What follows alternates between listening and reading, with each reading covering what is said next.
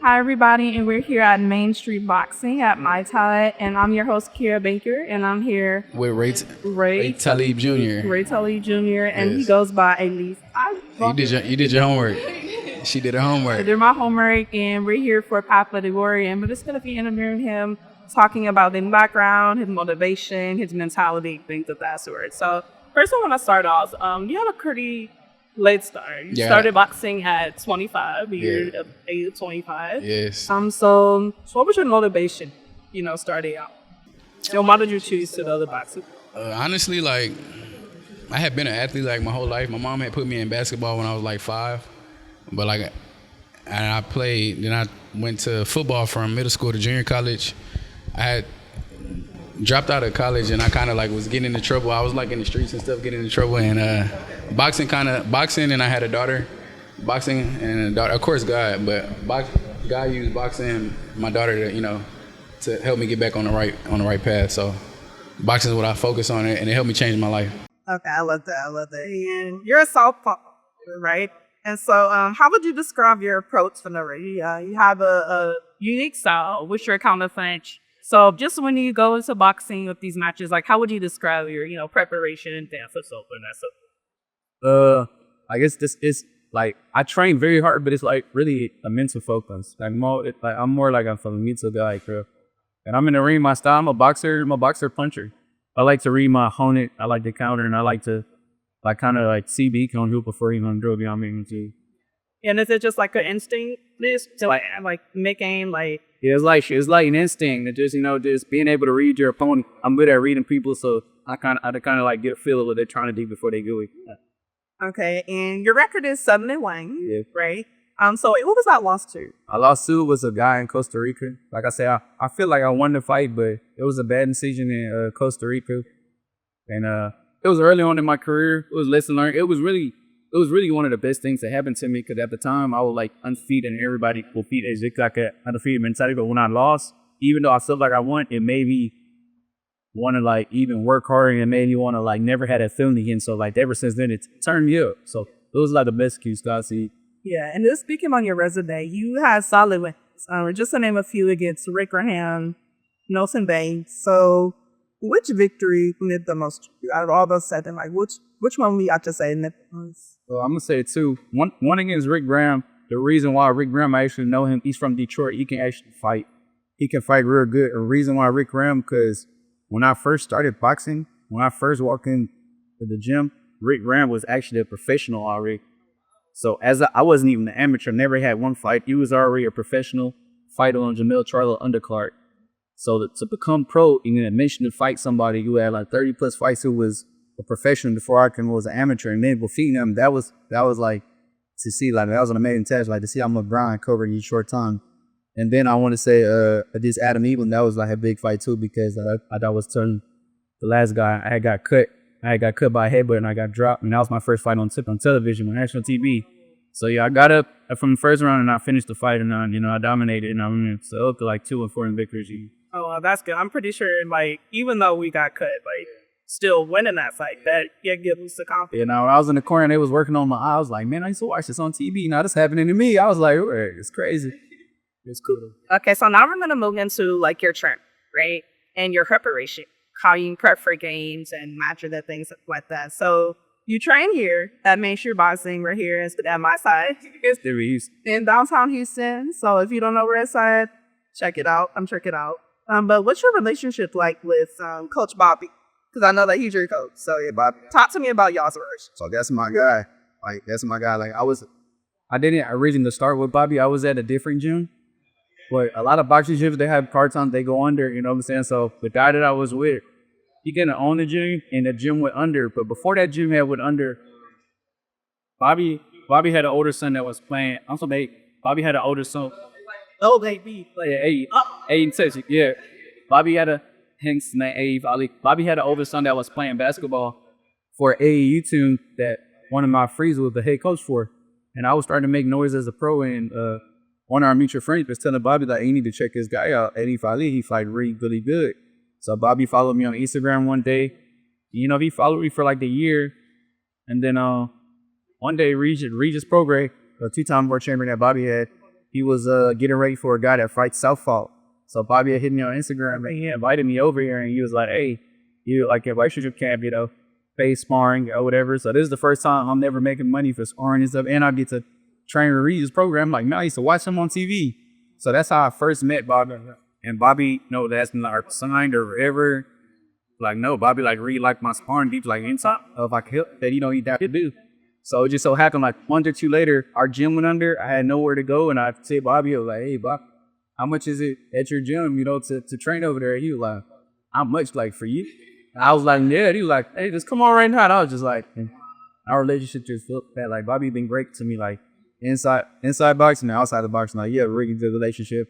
Like, I wouldn't, like, when I'm done with boxing, Bobby's still gonna be like, he's gonna be there. How is that environment? Like, just being about boxing shake you, like, as a boxer there? Man, it's crazy. Bobby trained with us. He run sprints with us. He runs stairs with us. There's not too many coaching years. He had to train. See, I see in the face here at 5 a.m. It don't matter if he got a fight in Las Vegas on Friday. If you got a fight on Saturday, you fight it. You gonna catch a red eye and be at your fighting. Like, Bobby is one of the most dependable guys. He's a man of his word. He's a good human being. Like, outside of boxing, he's a good dude. Like, I really appreciate it. You said boxing was a way you freaking to release stress. Like, yeah, stress your freaking. So I'm just going into mental health. Like, how has it helped you, like, mentally? Like, when you're in the ring or outside of the ring, just as a whole. I mean, boxing has helped me a lot because boxing, I mean, you can look it up. Boxing is literally like it is the toughest sport, one of the hardest sports, and it's so lonely. But boxing just showed me so much about myself. I've learned so much, you know, just the mental stress and the physical stress you put your body through and things that you can overcome.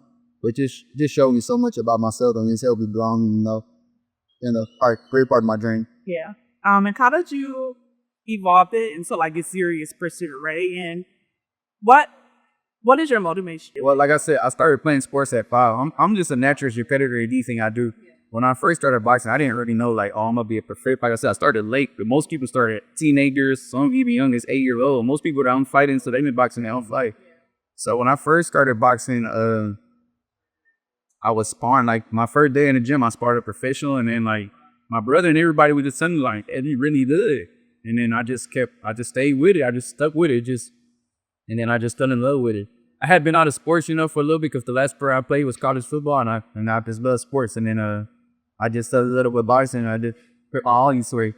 So I know that, you know, just being here and in shoot boxing, you have so many other fighters that can come in and you work with, you know, day in and day out to help, you know, just build your craft. So just having other like-minded people around me, like, what is that you think? I thought, it's great. Like I said, the gym that I was at before, it was a great gym. Loved my coach, but I was the top dog here. I was like, so it was like, you know, when I came here, everybody's a killer. Everybody's that top dog. Everybody's gunning for the same thing. So it's like, it's just a great feeling just being around. So, like, the history here, everybody here, like, there's so many world champions from the coaches, everybody, like, so it just raises your bar. You know, the weakest link here is a top competitor. So it just makes you laser focus in and bring you to another night. Yeah, for sure. And I'm pretty sure that just makes you want to work even better. Have so many other Olympics or better shirt. Basically good. So now we're gonna get into your media. You know, things that done and your media presence, right? So you've been featured on Behind the Hands TV, right? I'm discussing the realities of boxing, right?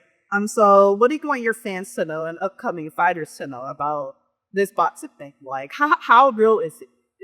Hey, fans and fight, as real as it gets. Like, so fans is not like, it's not all that you see. It's a lot of stress that boxers go through. It's a lonely sport.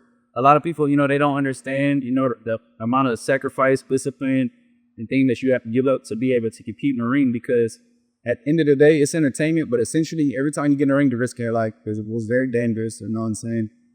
And to the up-and-coming boxers, like, if you're just trying to get in it for money, if money is your first motivation, you in it for the long run. Don't do it. And you in it just for money, for boxing, so long can you do it? It's a lot of different things you can do if you just want some money. Oh, yeah, and a lot of people think it's just like not a pretty sport, but a glamorous sport. They see the Floyd Mayweathers, yeah, Manny Pacquiao. Nah, those are just the 1%. A lot of people don't know those are just the 1%. It gets a lot of things behind that you got behind your story. A lot of politics, you got to keep that. A lot of time you got to quit it. Yeah. But you're big in the Houston scene. So you've been around for quite some time now. Like I said, you started your boxing career in 2019. So my question for you is, what is it like competing in that type of environment? You know, just being in Houston where there's so many other talented boxers. What is it like just facing them and doing that day to day? Man, it's so fun. Like I said, most of my family, well, my dad's side, they're all from Houston, and it's just fun because it's a lot of talent. Like Houston is I think football first, football, basketball, but as far as like professional boxing, we got some of the most talented, brightest in the world. If you see that multiple world champions that live in Houston, but competing in Houston in front of my hometown is like, it's a great feeling. And the support that I get is amazing. Like, it's a blessing just to get that much support. And I saw recently, actually, on your Instagram that you recently signed with Houston Hitman. Yes. So can you just tell the people a little bit about that, how you got started with it? Yeah, actually, I didn't know anything about it at first because this brand new, so this team-based professional boxing. I think Trout, they may have called Trout out there like 2 years ago to go compete in like the All-Star event that they had. They're like kind of copying like basketball. So we have a team called the Houston Gateway, and they traveling around. We fight different teams. But Trout brought the team to Houston, and they had the tryouts. But last year was our first season. I made the team, and I've been one of the best fighters on the team ever since. Okay, and just to talk about your nickname, Alief Ali. How did you get that? I know you said you're from A. So that's probably the word this word. Like, give us the most I got. Yeah, a lot of people don't know though. My middle name actually is Ali. That's my favorite fighter too. So when I first started boxing, they were calling me Baby Ali.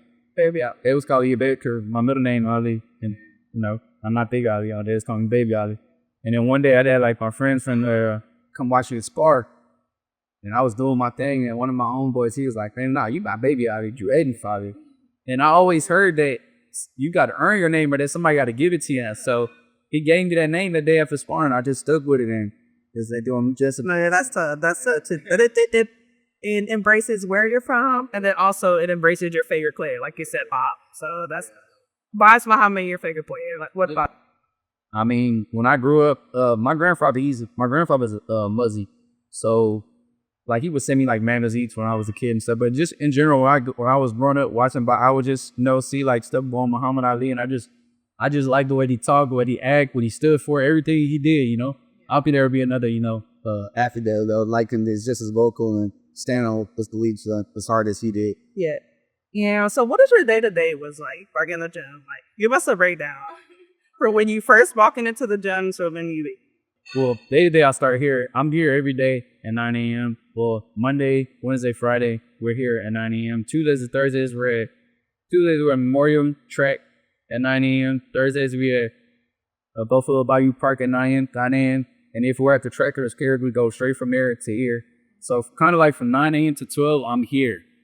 And then I try to go home and get something to eat, take a nap, and I'm training again. Yeah, not back here, but I'll be at like another gym, like LA Fitness, and I'll probably get like cardio, like running or something, or I might be going to a park tomorrow.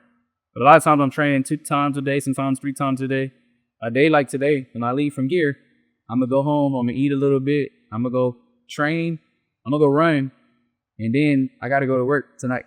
So I work 3 days a week. I work Thursday, Friday, and Saturday. I work at a Latin speakeasy in the gallery area. So yeah, so it's a Hard work. He's a certified. That's what you really want it. And then lastly, we're going to talk about your future goals and the legacy that you want to leave. So where do you see your career going, like in the next 2 to 3 years? I see it going to the top, and I feel like I'm gonna finish at the top. I'm not sure if I'm gonna eventually want to possibly open up a gym or something in my community in the Alief area or something. I'm not sure yet, but yeah, but towards the end, once I finish, I really just focus on my daughter. You know, I have a daughter. She's 10 years old. She really into basketball, so yeah. So a lot of my time I'm gonna just focus on what she in be. She in middle school. Yeah, she going to 6th grade. I'm pretty sure like that's a big celebration for you. Yeah. She think I'm famous. We be out at the store. People be stopping me and stuff. She be like, "Dad, we got fans." So look. Oh, that's good to see. Like you're a role model player, so that's pretty cool. And then my last question for you is, when it's all said and done, right? How do you want Ray, Alief Ali, to be remembered? I just want to be remembered as hard worker, one of the top competitors. He just like to stand up there. Yeah, that's very good. And if you have any shout outs, if you want to, let the people know your Instagram or where they can find you, let them out. Yeah, my Instagram, Ali _ so I thank everybody who supported me, my coach, sponsors, God most support, and that's it. My family, of course. Yeah. Well, this was a great interview. Thank you for your time, seriously, and I wish you nothing but the best. Stay tuned for his upcoming fights and all of his matches that will be happening. And we're here at Main Street Boxing. I'm Kiera Baker with Grace of Juby. Yes, and stay tuned. Bye. Yeah.